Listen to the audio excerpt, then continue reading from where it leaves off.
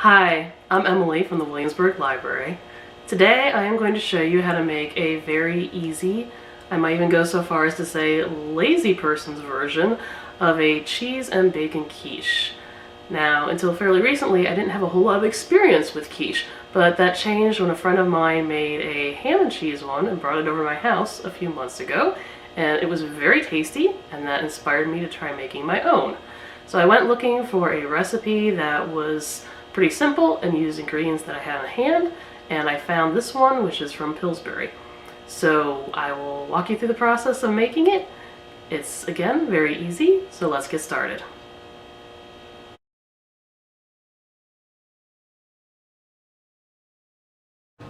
The first thing we're going to do is preheat the oven to 350 degrees.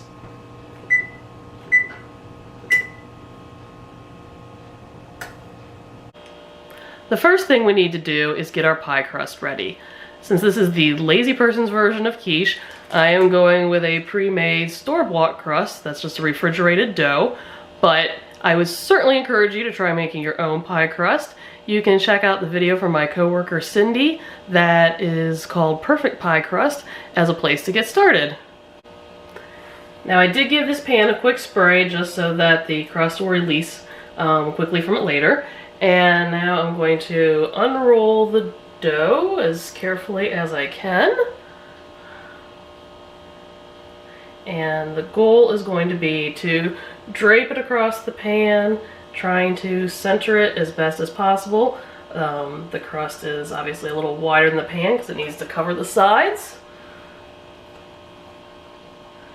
Okay, that's pretty good. Now we're just going to push it gently into the shape of the pan. You want it firmly along the bottom and then kind of flatten it up against the sides. Okay, so I'm going to try to give my crust a little bit of a fluted edge. The way to go about that is folding over the excess. So I have to go around the whole pan and do that.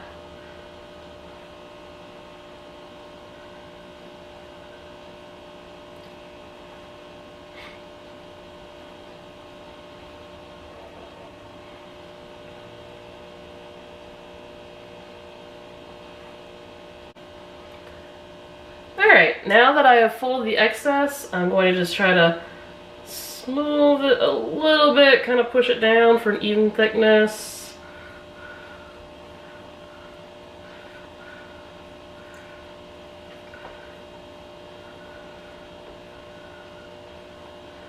Okay, and now I am going to flute the crust. And a good way to do that is to take two fingers from one hand, hold them a bit apart, and then you can come in with your thumb on the other hand and kind of push in between to make little V's. So, this, and just keep turning the pan as you go. Take it all the way around.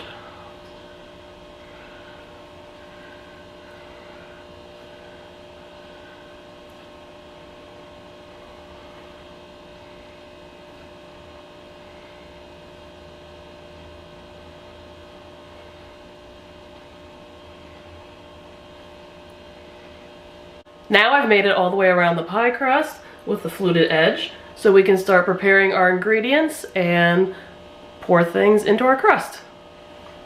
The next step is preparing our egg mixture. For that, we are going to need 4 eggs, a cup of either half and half or milk, and a 1/4 teaspoon each of salt and pepper. I'm going to crack my 4 eggs first and get those in the bowl.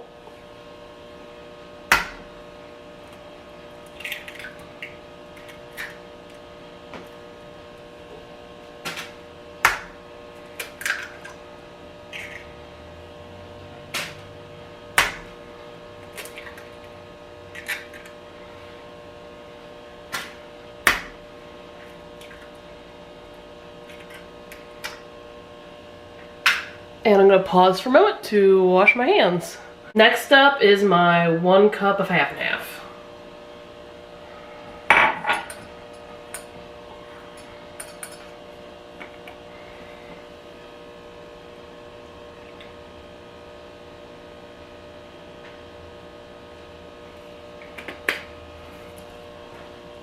Okay, pour that in with the eggs.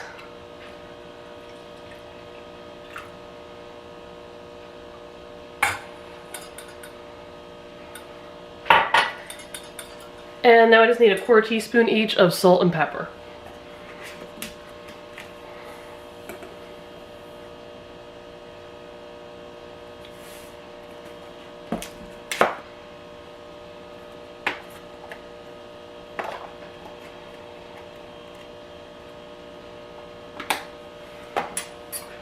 Alright, now all this just needs to get combined with my whisk.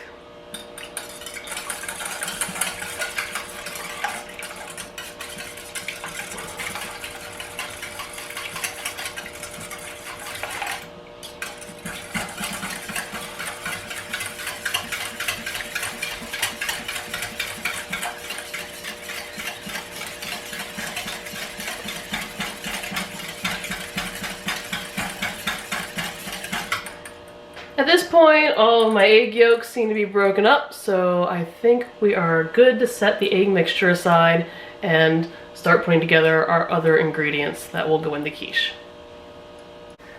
Now we're ready to start adding our fillings to the crust. In this case, you need a cup of cheese that's shredded. I'm going to use cheddar. The other suggestion is Swiss. You need to have a 3/4 of a cup of bacon. That if you were frying bacon, that's approximately 8 slices according to the recipe. This is one of my lazy steps. I am going with bacon pieces instead. I assure you it still tastes good and it does not involve having to clean any more pans. Then we're going to put in a 1/4 cup of Parmesan, and lastly a tablespoon of onion is optional. This is another one of my lazy steps. I am just using minced onion from my spice rack as opposed to frying up onions. So let's get those things put in. Just spread them around the pan, try to as even as possible. Here is my 1 cup of cheese to start with.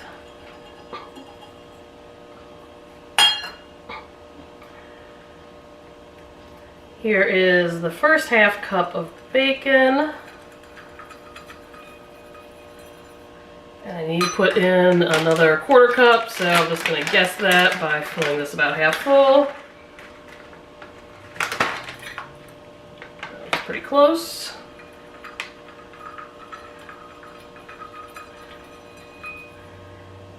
Just even this all out a little bit. I'm going to take my 1/4 cup of Parmesan and sprinkle that around.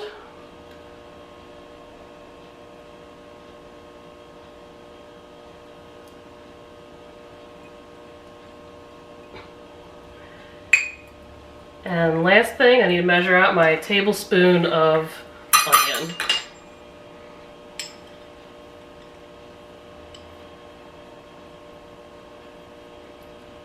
And I'm just going to try to distribute that fairly evenly.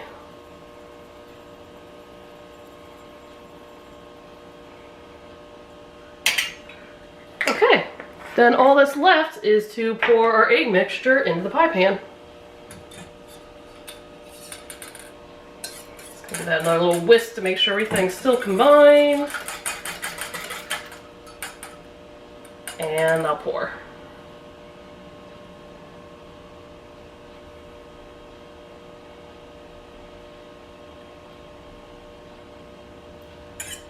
Alright, I'm just gonna tap down the couple things that flew to the top, make sure they get damp. Oh, there's a tiny bit of yolk that didn't beat, so I'm gonna just kind of edge that together.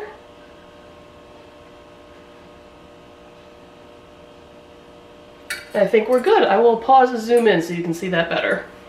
So here's what our quiche looks like, all ready to get put in the oven, which has finished heating to 350 degrees. So I'll be inserting it now, and it takes 40 to 50 minutes to cook. Last time I did this, I'm pretty sure it was close to 40 minutes, so that's when I'm going to do my first check.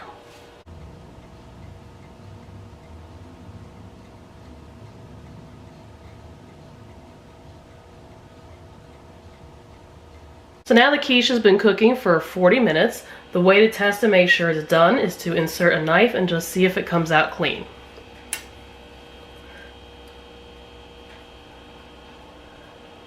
And that looks pretty good. Nothing on the knife tip. So I think we are all set with 40 minutes and didn't need the full 50. So before cutting, we're just gonna let this sit for 5 minutes or so to cool. But doesn't it look tasty? I'm ready to give it a try. I hope you agree that bacon and cheese quiche was easy to make. Particularly if you implement my lazy techniques, it becomes super easy to make. In terms of hanging on and storing this quiche, if you don't eat it all right after making it, I have found that it freezes really well. All you need to do is cover your pan with a layer of saran wrap and a layer of foil, and I've just popped the whole pan right in the freezer. I do pre-slice the pieces so that they are easy to get out later when they're frozen, but it heats up just fine and still tastes great. Something I like about quiche is I think it's a good way to extend eggs. Normally if I'm making myself, say, scrambled eggs, I usually have 2 eggs for a meal, but with this quiche I can get myself 6 or 8 servings, depending on how I slice it, out of just 4 eggs. So that's a nice bonus as well. If you are now intrigued by quiche and want to try making some of your own, besides this recipe, there are all kinds of ways you can experiment and put in different ingredients. People use different kinds of cheeses, different meats, a variety of vegetables, even seafood, different spices. Besides Googling like I did to find recipes, you can also find lots of great cookbooks at Clermont County Public Library, both in our physical collection and online with our digital collection.